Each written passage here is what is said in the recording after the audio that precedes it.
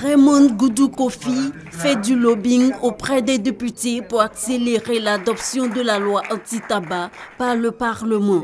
En Côte d'Ivoire, 5000 décès dus au tabagisme sont enregistrés chaque année. Chez les élèves de 13 à 15 ans, la prévalence de consommation est de 19% selon l'enquête de démographie et de santé. La ministre de la Santé décide de passer à l'offensive en renforçant les campagnes de sensibilisation auprès des députés. Il s'agit pour moi de recueillir votre entière adhésion pour conduire avec moi les campagnes de lutte contre le tabagisme, la toxicomanie et autres addictions et garantir la santé des populations ivoiriennes.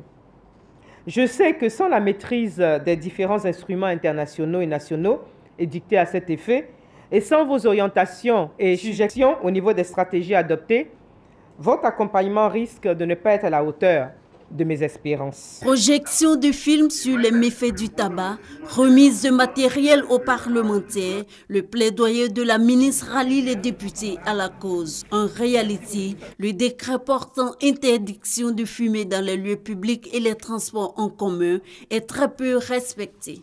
Les chiffres sont effrayants.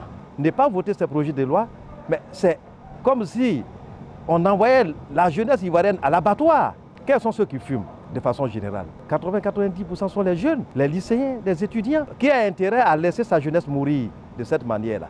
C'est en 2014 que le gouvernement a pris le projet de loi anti-tabac. Bientôt, ce projet sera sur la table des députés à l'Assemblée nationale.